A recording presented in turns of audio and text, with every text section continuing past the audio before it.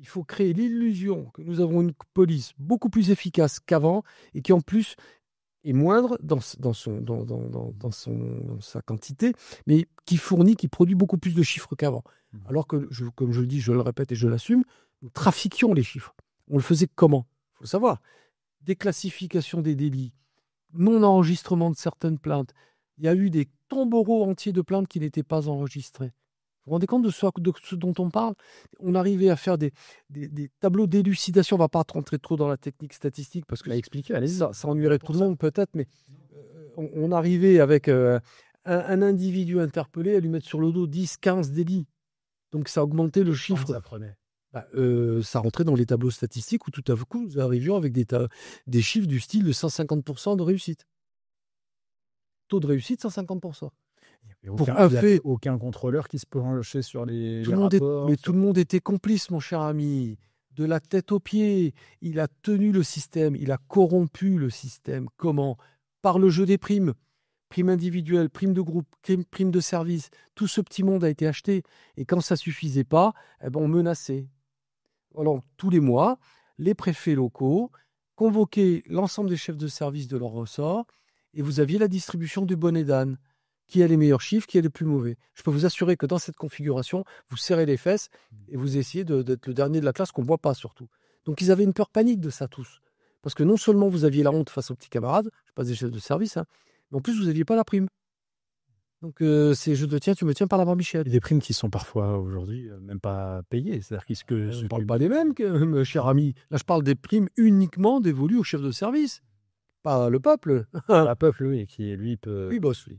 Ouais. Il a droit aux miettes. À 16 heures. Voilà, lui a droit aux miettes. Il est encore bien content. Prime d'ailleurs qu'un certain Claude Guéant, quand il était préfet de police, mettait régulièrement dans sa poche. Quand il était préfet de police à Paris. Il a été mis en cause pour ça. Malheureusement, pour l'institution, ça n'est pas illégal. Je vais vous expliquer. Allez-y. À la préfecture de police, il y avait une cagnotte de 10 000 euros en espèces. Cette cagnotte servait à récompenser des effectifs qui avaient bien travaillé. C'était une petite prime exceptionnelle, un dessous de table qu'on donnait comme ça. Je ne parle pas de millions. Les 10 000 euros, c'était pour toute la plaque parisienne. Donc, ça représentait 50 balles par-ci, 50 balles par-là. Toujours mieux qu'un coup de pied aux fesses. Puis, vous receviez ça avec une sorte d'apparat dans les salons d'honneur de la préfecture. Il y avait des petits fours et Madame la préfète et vous donnez vous remettez religieusement l'enveloppe. Donc, il y avait un petit service rendu. Enfin, une petite reconnaissance, vraiment minime. On n'est pas dans des... Et c'était symbolique. Voilà. Lui, il a dit, je ne suis pas assez payé pour ce que je fais. On parle de quelqu'un qui est préfet de police, qui touche déjà des émoluments considérables, qui a 0 frais personnels. Il a combien de préfet de police? Plus de 10 000. Il a dans les 10 000 euros. Okay. Il a quand même chauffeur, voiture, logement de fonction. Et quand je parle de logement de fonction, je vous parle des logements des salons d'honneur de la préfecture. Tout ça aux frais de la princesse. Je ne parle pas d'un studio 30 mètres carrés. Ouais, bien sûr. Et il estime que par rapport au volume horaire qu'il produit, il n'est pas assez payé. Et sans pudeur, il mettait les 10 000 balles par mois de côté. Claude Guéant. L'homme qu'on surnommait dans l'institution le cardinal, par sa probité, parce qu'on pensait qu'il était... Oui, bien sûr. Parce qu'il a une apparence très... En face de Richelieu, forcément. Voilà. Il était très... Il était plutôt Mazarin. Oui. Il aimait bien tout ce qui brille. Non, mais voilà. Donc, on a ce genre de personnages qui se servent et qui se servent de l'institution, des hommes et des femmes qui, eux, bossent, mais vraiment comme des chiens sur le terrain pour rendre service aux autres. Cela souffre aujourd'hui de l'image que ces hommes politiques leur ont fait supporter. Ce que vous me décrivez là, c'est les pires ennemis pour la police, pour un policier. Pour la France, pas pour la police. Parce que pour la France. On parle de partis d'opposition comme LFI, qui serait un parti anti-police, avec des propositions...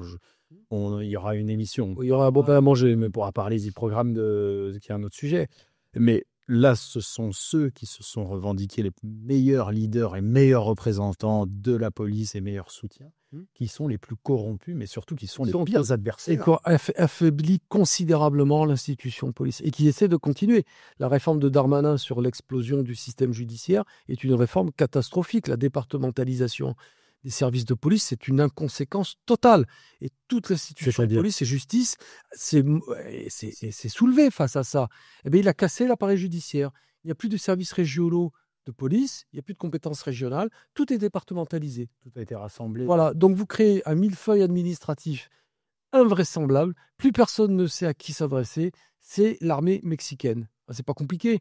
Je résume ça, hein, parce que c'est là aussi, c'est kafkaïen. Vous allez rallonger également aussi les délais de... Tout. Moi, quand je suis arrivé dans certains commissariats, le 16e arrondissement, pour ne pas le nommer, il y avait 13... Déjà, mais là, on parle d'autre chose. Là.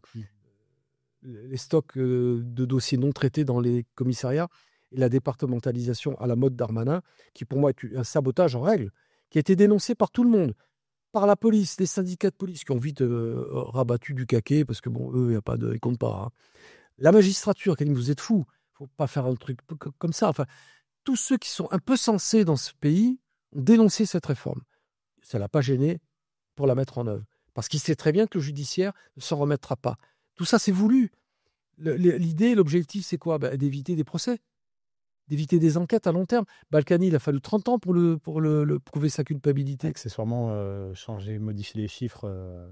Si nécessaire, mais là, bon, ça me compte même plus. Pour vous donner une idée, quand je suis arrivé sur le 16e arrondissement, il y a une dizaine d'années, il y avait 13 000 dossiers en souffrance qui n'étaient pas traités. Parce qu'il y en avait trop. Parce que c'était un puissant fond. C'est un raz-de-marée permanent. C'est qu'il y a un déficit de moyens humains. C'est-à-dire qu'il y a eu un problème de philosophie sécuritaire. C'est-à-dire que dans un temps, on dit en même temps, plutôt très macronien, il faut judiciariser la vie quotidienne. On dit aux gens, déposez plainte, vous verrez. La police maintenant est efficace, vous allez voir. Et c'est très électoral ça. Hein. Vous allez voir, j'ai donné des ordres. Tous vos petits soucis seront pris en compte par la police. Qu'est-ce qui s'est passé ? Eh bien, comme au peuple élu à travers le Sinaï, ils sont tous allés au commissariat. Et vous avez des tombereaux de plaintes qui se sont accumulés dans les commissariats, soit directement, soit via les parquets. Des plaintes, mais pour n'importe quoi. Moi, j'ai vu des plaintes parce qu'il y avait trop de publicité dans la boîte aux lettres. Ouais, j'ai vu, hein, c'est pas... Quand je vous parle, là, c'est pas des expériences d'autres. Je vous parle des miennes. Vous voyez de tout. Et tout ça est transmis par le parquet au commissariat en disant « Allez, faites-moi une enquête ». Donc, on arrive à des chiffres absolument... C'est voulu, alors que... La thrombose du système, elle est voulue, oui. Elle est voulue. Des services qui sont sous thrombose sont des services qui n'ont plus aucune initiative. Bon, j'ai connu des commissariats, et donc 40 ans de ça, un peu plus même maintenant, tous avaient des groupes d'initiative. Aujourd'hui, c'est plus possible. Et qui dit initiative dit enquête. Bien sûr. Et qui dit enquête dit que des fois, vous soulevez du tapis, sous le tapis. Ah, oh là, tiens, il y a ça, là, qu'est-ce que c'est là ? Non, vous n'avez pas le temps. Je me souviens d'un jeune commissaire, j'étais à nuit, il dit « Ah, alors, l'initiative, il n'y en a pas ?» Je dis « Oui, ça, là. » Il y avait un tas de dossiers comme ça. Je dis « Ça, qui c'est qui va le traiter si je suis dehors à faire des enquêtes ?» Parce que vous me demandez des comptes là-dessus. Parce qu'on vous demande des comptes. Ah, vous n'avez pas sorti tant de dossiers. Donc, c'est machiavélique. Est-ce qu'il n'y a pas suffisamment, justement, il y aurait besoin de plus de moyens humains? Bien sûr. Recruter. Plus de rationalité. Il faut plus de rationalité. Il faut des gens beaucoup mieux formés. Aujourd'hui, le judiciaire fait tellement peur que des gardiens de la paix font exprès de rater l'examen d'OPJ. Donc, on est dans un système qui est en train de s'effondrer. Là, il y a un vrai cri d'alerte qu'il faut poser. Et là, vous évoquiez les filles. Je rebondis sur la question. Allez. Le seul interlocuteur intelligent que j'ai eu à croiser, c'est le monsieur sécurité des filles. Bon, non, m'échappe. C'est pas Bompard, c'est pas... Non, pas du tout, non. Oh, mince. Ils ont une personnalité spécialisée dans les affaires judiciaires, parce qu'il a justement travaillé au ministère de l'Intérieur. Mais c'est le seul, le nom va me revenir, hein, ouais. C'est le seul avec qui je me suis entretenu, justement, je lui avais demandé une audience auprès de lui, puisque justement, on nous présentait les filles comme l'ennemi, et le grand méchant loup anti-sécurité. Je lui avais demandé une audience, j'avais été avec une collaboratrice, une collègue, on a discuté à bâton rompu, et c'est le seul qui a fait des propositions intéressantes lors de la commission d'enquête parlementaire sur justement la réforme judiciaire. C'est le seul qui a dit « Temps mort, ce que vous faites, c'est une aberration ». Tous les autres sont tellement, les autres partis, notamment LR, sont tellement gangrénés par ce genre de personnage qu'il n'y a rien à en attendre. Oui, ce sont des propositions qui vont rajouter... Oui, mais qui n'ont pas de sens. Moi, je me souviens d'avoir croisé Nadine Morano lors d'un plateau télé. Elle me dit « Ah, mais vous devriez en parler à quelqu'un de chez nous. » Je dis « Mais je ne vais pas perdre 30 secondes de mon temps avec quelqu'un de chez vous, alors que ça vient de chez vous, justement, toutes ces trahisons. Toutes ces trahisons, ça vient de là. Tous les cadres qui sont allés à la gamelle, pas chez les filles, mais chez LR, en vendant leur âme au diable. Par démagogie, parce que ça rapportait quoi ? des places d'élus dans certains secteurs. Pour certains syndicalistes très complaisants, une nomination au Conseil économique et social. L'autre parachuté sur une mairie du 93 où il était sûr en tant qu'UMP à l'époque d'être élu. Des carriéristes, des bouffes-gamelles. Des bouffes-gamelles. Et qu'en est-il de la critique? Et je vais revenir du coup à notre sujet. Ça m'embête de ne pas me souvenir du nom. Procès le procès de Nicolas Sarkozy, sa condamnation. Qu'en est-il des critiques sur l'instrumentalisation de la justice, le fait que la justice soit marquée idéologiquement, qu'elle soit orientée? Je prends l'exemple justement du syndicat de la magistrature avec le fameux mur des cons, que certaines condamnations iraient dans une direction politique plutôt qu'une autre et qu'il n'y aurait plus d'impartialité. Vous en pensez quoi? S'il y a des gens démagogues, j'ai envie de dire que c'est lié à la nature humaine et il y en aura toujours. Après, par contre, que ça influe sur l'orientation des peines, ça, ce serait scandaleux. Après, dire que la présidente qui, justement, précisément, a condamné Sarkozy fait preuve de militantisme politique, ça a été dit aussi lorsque Marine Le Pen a été condamnée, ça a gêné beaucoup moins de monde. Donc, moi, je veux bien, mais j'en reviens à ce que je disais tout à l'heure sur la réforme Darmanin. Critiquer une réforme ne fait pas de vous quelqu'un qui renonce à la probité de l'exercice de votre fonction. On ne peut pas ne pas critiquer ce que Sarkozy et Darmanin et Retailleau ou d'autres ont fait de la justice. Si vous ne le faites pas, c'est que vous n'êtes pas professionnel.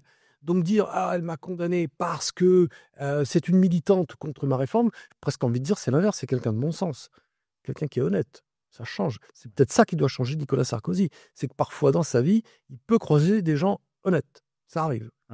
Intègre, voilà. Ça existe encore. Et parce que critiquer un ministre quand on est magistrat, croyez-moi, c'est pas la majorité du genre. Mais déjà, ça peut vous coûter votre place. Oui, en tout cas, une absence d'avancement, même être passé devant un conseil de discipline, oui, si vous exprimez une opinion politique. Ouais. Ça, c'est de la mauvaise foi pure. C'est du charlatanisme. C'est pour les médias. On va devant les caméras, j'irai en prison la tête haute. Oui, et alors? Ça impressionne qui? Enfin, pas moi en tout cas. Hein. Prestation de spectacle. Oui, alors Hanouna a même dit qu'il avait été manger le soir même avec Carla dans un restaurant. Oui, puis il s'est rendu au Parc des Princes aussi. Voilà, et que les gens, quand il est sorti du restaurant, s'étaient levés pour l'applaudir. Alors Cyril, si tu nous écoutes, tu peux me dire où il est ce restaurant? Parce que je vois que 2 endroits possibles, moi. C'est ou Neuilly, un peu chez moi, ou dans le 16e, où il habite. Mais ailleurs, je ne crois pas que Nicolas Sarkozy soit allé gentiment, tout seul, avec madame et la petite, manger dans un restaurant. C'est pas ça, c'est pour se faire applaudir. C'est une légende, ça. Pour se faire applaudir. Ouais, rien que ça. Non, mais tout est un peu bidonné. Théâtre, tout est théâtre. C'est théâtre. Est-ce que finalement, cet événement, c'est un petit peu la bulle, on parlait de crise financière, c'est un peu la bulle politico-médiatico, tout ce pouvoir, en fait, c'est cette bulle qui est en train d'exploser, en fait. Moi, je pense qu'on a un grand besoin, là, maintenant. Ces pouvoirs qui s'auto-alimentent. Ouais, il y a urgence à changer. Il y a urgence à réformer tout ça, pas simplement faire des réformettes, chandelles. Non, il faut réformer en profondeur. Il faut réformer le contrôle sur les élus. Il faut arrêter, il faut sortir de cette bulle je dirais, de protection même du président. Le fait qu'il y ait une impunité totale, bien sûr, sur ce qu'il ne peut pas être. Voilà, il ne peut pas être inquiété. Moi, je suis désolé, si on est dans le droit commun, je ne vois pas pourquoi. Alors qu'il y ait une protection politique, ça c'est naturel, c'est légitime, pour la stabilité du pouvoir. Mais si on tombe dans le droit commun, non. Il faut arrêter que tous les députés, il faut demander, quand on veut mettre en cause un député pour une infraction, un délit ou un crime, il faut demander sa levée d'immunité. Ok, mais enfin, si on est dans le droit commun, là je parle de ceux qui achètent de la cam à des mineurs, par exemple, ou qui essaient de droguer des assistantes en abuser. Non, je suis désolé. Et puis, il faut avoir de vrais outils de contrôle. Il n'y en a pas. Cette parodie de justice qu'on exerce avec la Cour de justice de la République, elle doit être supprimée du jour au lendemain. Il faut arrêter ça. Il faut revoir la nomination du Conseil constitutionnel. Arrêter que ce soit la Cour des copains. Ça, c'est des anciens présidents. C'est plus tenable, ça. C'est plus tenable. Il faut que les juridictions qui ont en charge le contrôle du fonctionnement de l'État retrouvent de la crédibilité. Ça inclut le Conseil d'État. Ça inclut toutes ces organisations qui, aujourd'hui, ne jouent plus leur rôle. Il n'y a pas d'outil de contrôle.